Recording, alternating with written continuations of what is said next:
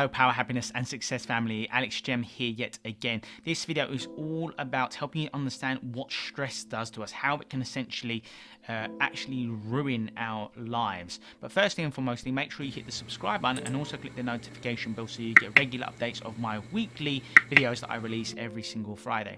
So let's dive straight in. So what we have to understand, there's no hyperbole here. Stress does kill us. Stress induces all kinds of different illnesses, diseases, and troubles in our personal lives, in our professional lives, and so on and so forth.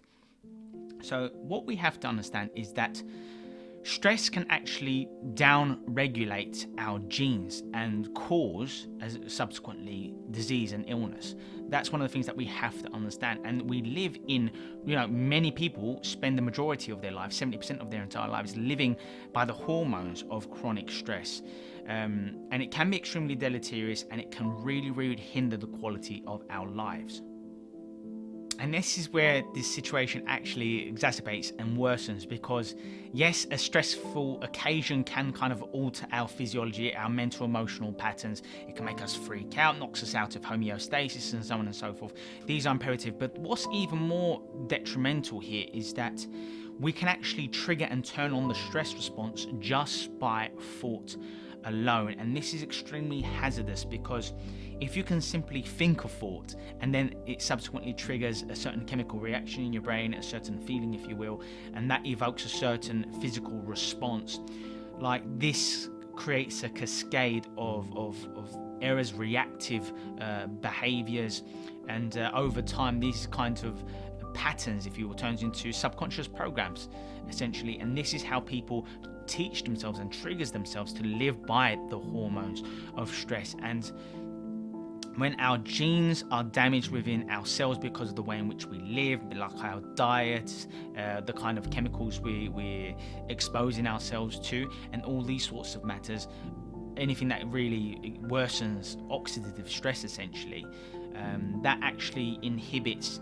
the functioning of our genes, and it downregulates our gene functions. And this obviously triggers epigenetics, which is how our genes alter over time because of all kinds of internal and external variants.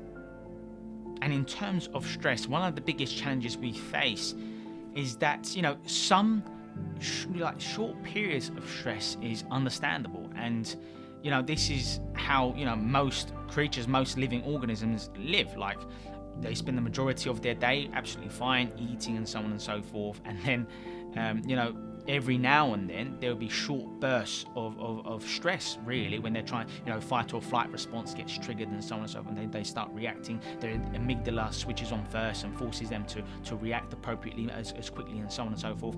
And that's appropriate. That's when those parts, those regions of the brain and our sympathetic nervous system can really, really start to support us and work in our favor and keep us safe, physically safe. But the harm is, and what separates us from all kinds of other animals, is that we actually are living a substantial amount of time in that stress response. And this is what cultivates diseases and cause those diseases to spread and worsen rather rapidly. And so the mind and the body do operate differently. Our mind consists of our conscious thinking, as well as obviously our subconscious programming. And our body exemplifies our unconscious. By the unconscious, I'm also referring to our key emotions that we live by. When we live in the past, we live within our egoic mind. We live within the constraints of our conditioned consciousness and just our labels. This is the way I am. This is just the way I've always been. This is how I was raised. This is what happened to me. These are my labels. This is what I have. This is what I don't have. And this kind of, when you live and you attach strongly with certain events within your past, you essentially are feeling greater than how you're able to think, and that's really, really harmful to our ability to change our lives and to overcome the hormones of stress. So what is a habit? A habit is simply a pattern that you've instilled within your mental programming, if you want to call it that, that kind of teaches you the way you should enact certain behaviors. So a habit, a subconscious program, essentially is just a thought, an emotion, a behavior that is repeated consistently. And so habits essentially work like this. It can take between 66 days for 365 days for any kind of pattern to be instilled in our unconscious. Now, a habit can be a certain way in which you eat your food. A habit could be the behaviors that you do on a daily basis, the way in which you talk to people, the way in which you interact, your body language. These are all different subconscious programs. Subconscious programs consist of, and habits consist of, the way we think, the way we feel, our daily emotions, if you will, and our behaviors, our routine behaviors. That's what a habit is. When you do something in a specific way so often that you begin to associate that habit, that behavior with who you are, with your identity. And that's why we become so emotionally attached to habits, even if we know that they are addictive, even if they know it's very perilous to our health and so on and so forth. It can be quite hard to change if we identify with these behaviors as being us. Okay, so habits can be triggered by our behaviors and also just by our thoughts. So let me briefly showcase to you exactly how this works and what happens when we live by the hormones of stress. So say this is just, a person's head. I apologize, one awful picture. Obviously, you've got the brain, you've got the eyesight, and so on and so forth. What happens is information is processed in all the different ways, in all the different senses, okay? So this is incoming information. What happens is this. When you absorb a piece of information, it triggers on certain circuits in your brain. There starts to become connections made between the neurons in your brain. When this happens and your neurons organize themselves into networks and into circuits, if you will, it also produces a chemical. And this chemical is very much akin to your thoughts. So your thoughts create new chemicals, essentially emotions, and these emotions create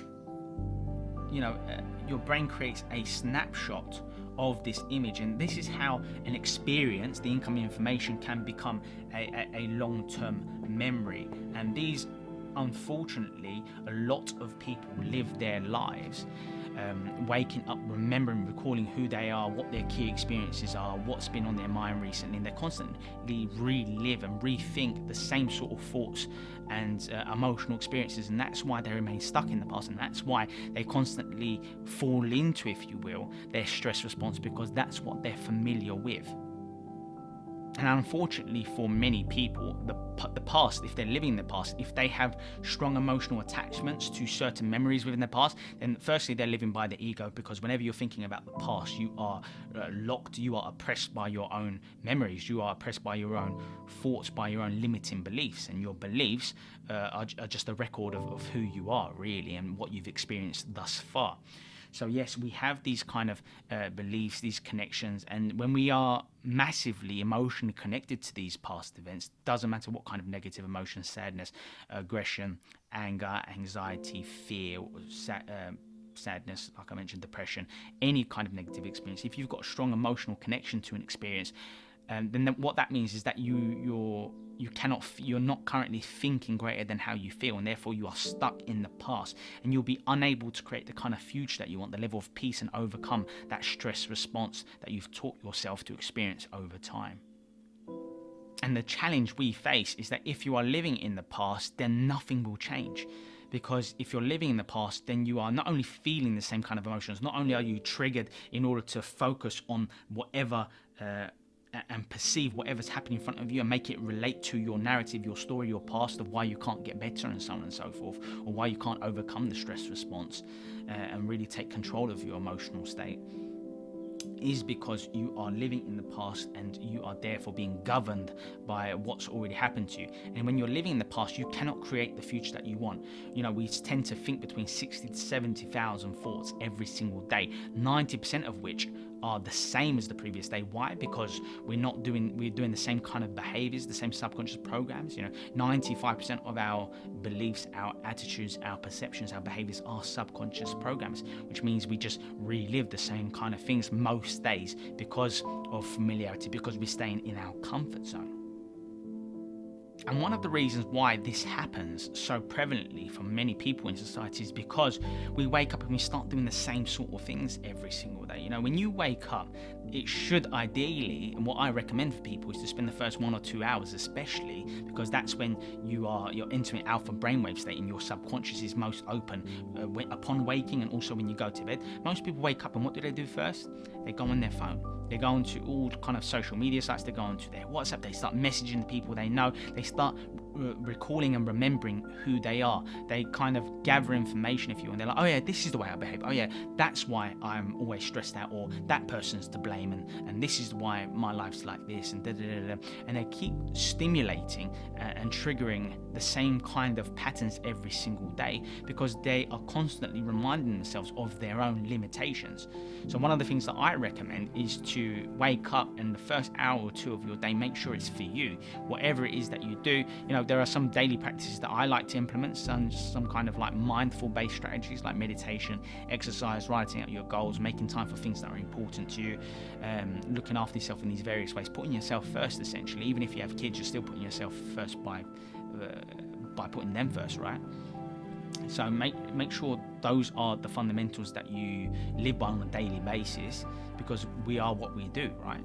As opposed to just waking up, snoozing, when you do wake up, going on your phone in bed for 30, 45 minutes, for an hour, or what have you, and just reminding yourself of who you are, your limitations, and therefore being unable to create something new, such as overcoming your emotional, fearful, stressful response.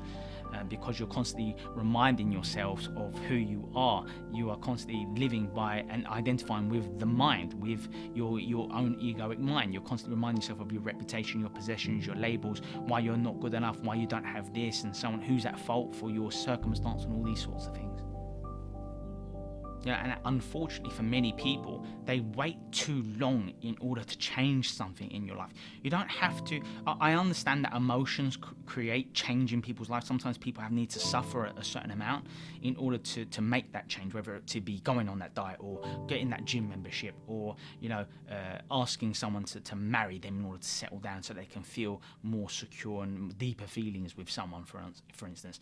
The challenge is this. A lot of people, there are always signs in life of instances where you want something to change in your life. So let me go with the example that I was sharing earlier about having a diet, losing weight. Say if someone has to lose weight because they've got type 2 diabetes, for instance, or any other kind of disease or ailment, and they know they need to start exercising, being more active, and also looking after their dietary needs as well. So let's say you've got someone and they gained weight and they got bullied. So, and that was a sign that they were maybe getting out of shape, not looking after themselves, and were seen as vulnerable by others, or what have you. Then let's say a couple of years later, they got dumped by their ex because they were getting out of shape, for example. And then let's say that they were diagnosed with having type 2 diabetes, right? And say that was the trigger.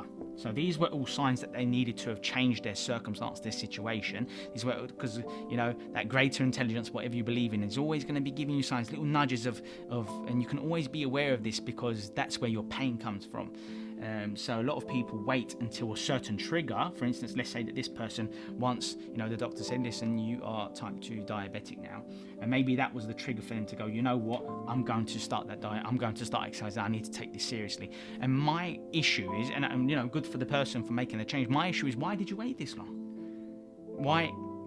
Why not generate enough emotional leverage yourself? You could have done it here, you could have done it here. Why let it escalate out of control? Why let it get too deep and too serious?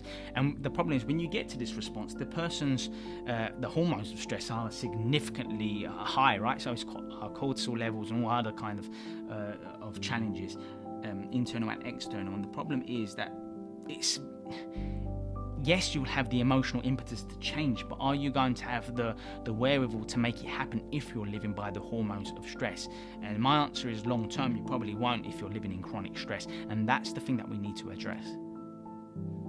And we need to create a vision for our future. Otherwise, we're going to get lost in the abyss of the past, really. That's what's going to happen. So instead, start thinking about what you want. Start thinking about whom you want to be. what kind of behaviors. Think about your role models, think about maybe your mentors, maybe think about the best version of yourself, whom you want to be, so that you can start to set those high standards, so you can start to have a goal that you're going to be moving toward. Otherwise, if you just wake up and you have no direction, no guidance in your life, you're not disciplined, for instance. The emotions such as boredom, you're going to be doing things that are laborious, you're going to be inactive, you're not going to be learning new things, challenging yourself, growing, stepping out of your comfort zone, and overcoming the hormones of stress, if you will. You're not going to be able to do that if you are doing the same sort of things every single day. If you are constantly having that victim mentality of blaming others and therefore never taking responsibility for your own choice. If you feel stressed out, that is a choice. You've made the choice to be stressed out, usually because you're immersed in fear and the egoic mind, and you're putting insane amounts of pressure on yourself for different reasons. But nonetheless, it's still you who is putting yourself under those levels of stress, if you will. So yes, we need a vision to keep us focused, to keep us on the right path, and so that we can eventually change our subconscious program, so that living healthily or living happily or living more peacefully or eradicating stress and being more calmer and more peaceful, those kind of emotions then take over, and then the body will learn how to do that better than your mind. You don't have to think, oh, I should think positively, or I should be quite relaxed right now, or no, because you've embedded it in your subconscious over time, and now it's just your way of life. You're always calm, or you're always peaceful, or you're always focused, or you're always driven, and that's where we want to get to. And really the challenge is battling with our own unconscious, because your own unconscious, your own brain, your own programming, if you will, your software, let's call it that, is so much stronger for many reasons than the hardware, than your conscious thinking, right? Because you might think to yourself, oh, I want to start that diet, or I want to change my job, or I want to start my business, or I want to make those investments, or I want to settle down, or I want children. And then your unconscious, because your unconscious wants familiarity and the known, the familiar, it wants to stay secure because it thinks it's afraid that you might be threatened, or that you might be physically unsafe if you do anything different in life. That kind of caveman primitive mentality takes over, and your reptilian brain takes over, that fearful response. And instead, we need to learn how to force ourselves to do the things that are important to us. You literally have to tell yourself, whether internally or aloud, you have to tell yourself, this is what I need you to do. I need you to do this action because it's going to make you less stressed. I need you to meditate, even though you're going to be uncomfortable, even though you're going to come up with reasons why you shouldn't meditate, or why you don't have the time, or why it's silly or ineffective. You're going to force yourself to sit down and do the meditation. If you're someone who the importance of exercise, it's good for you, I don't want to seem patronizing. We all know the importance of exercise. And if you're consciously saying to yourself, I want to start exercising more, I want to, every day, just 10, 20 minutes, do something at least to get the body moving. If you say those things, and then your unconscious will find ways of putting you off, saying, listen, if you do exercise, you're not going to have energy to do other things throughout the day. Or, if you do exercise, you're selfish because you've got so many other people who are dependent on you, and you're selfishly going and exercising. Your unconscious will look to trip you up in many ways, and it's a very sophisticated in its ways of winding you up and ensuring that you stay within the familiar, your existing routines. So preempt how your own unconscious is going to try to trip you up, essentially, when you're embarking on making these changes in your life. And yes, force yourself to do that. Force yourself to get to the gym. Then you'll open up and you'll enjoy it. Force yourself to do the meditation. Force yourself to create the products or the services, or force yourself to apply to that new job that you've always wanted, or whatever it is. Make sure you do it, and be resilient and be calm, and appease your unconscious, your fearful response, because whenever you do something new, your own unconscious is going to freak out. Okay, so we just need to learn how to communicate with ourselves, if you will, to make sure that we do the things that we know we need to do. And yes, we need new thoughts. Like I said earlier, 90% of our thoughts are the same as the previous day for the majority of people, because they're doing the same sort of things. And that's why, and in order to have new thoughts and get new results in the as it relates to this video, is to become less stressed, more happy, more in control of your emotions, and so make better decisions in your life, because you're not being overcome and overridden by the hormones of stress anymore. In order to make those changes, to get those new results in your life, you're going to need new thoughts. And if you're going to come up with new thoughts, you have to do new things, because new experiences force new thoughts to arise. It stimulates something called neuroplasticity and therefore neurogenesis, the creation of new neurons in your brain, in the hippocampus especially. That's what neurogenesis is. And one of the ways of meeting that is also stimulating neuroplasticity, which happens when you do new things, develop new skills, learn new things as well. These are ways that you can stimulate neuroplasticity and neurogenesis, and therefore come up with new thoughts. Because if you do something new, you're going to come up with new thoughts, and those new thoughts are going to trigger uplifting emotions, because whenever you try something new, it's just like a breath of fresh air, if you will. That's, you know, it gets taken over, and you start to perceive things differently. You start to feel lighter and more empowered, and you're like, maybe I can change things in my life. Like, things are exciting. This is new. This is novel. This is interesting, and it gives you that energy that enables you to build that momentum and to stimulate neuroplasticity, which is all about restructuring how your brain works. Yes, you can actually change the connections, the clarity in terms of your thoughts. You can make newer neurons, like I said, through neurogenesis, and you can also create new connections amongst your existing neurons and also the new neurons. That's what learning is. That's what progress is. And if you want to become less stressed, you are wanting some form of progress. You want some kind of change to happen in your life. And these are some of the methods you might want to incorporate in order to make those changes. So make sure you comment below now to write down what new thing, what new hobby, what new experience are you going to ensure that you do in order to stimulate neuroplasticity, stimulate neurogenesis, to help reduce stress levels, and to start feeling more in control of your life, to become more calm, more peaceful and happier. Let me know. And in summarizing, one of the things that I want you to understand is that in order to change your life, to get better results, to become less stressed, to take control of your life, to ensure that you don't get caught up in the stress response, the hormones of stress, and therefore lead to all kinds of illnesses, ailments, problems in the future, problems in your personal relationships, in your job, in your profession, and so on and so forth. To make sure things don't worsen, exacerbate, like I showed earlier, the key thing you're going to do is, firstly, you need to understand that if you're going to create something new in your life, it has to be created from the unknown. It has to be created from the unfamiliar, because when you step outside of your comfort zone appropriately over time, and you start to do new experiences, develop new skills, and challenging yourself appropriately in different ways, what happens is you change your brain, you get better results, you believe in your potential more and more, you start to build momentum in your life, and you start to take control of your programming, you start to move toward that vision that I told you about before. And also make sure you detach from the ego. Make sure you become more present, more aware. Deep breathing, meditation are great ways to become more present, more immersed in the present experience, rather than thinking about the past, being time bound, listening, identifying with the mind excessively, all that compulsive thinking that derives from doing so. Take ownership, and you can start that process by hitting the subscribe button and also clicking the notification bell, because every single week I release several videos like this, and you're definitely going to want to stay updated. Have a great day, look after yourself, and stay strong.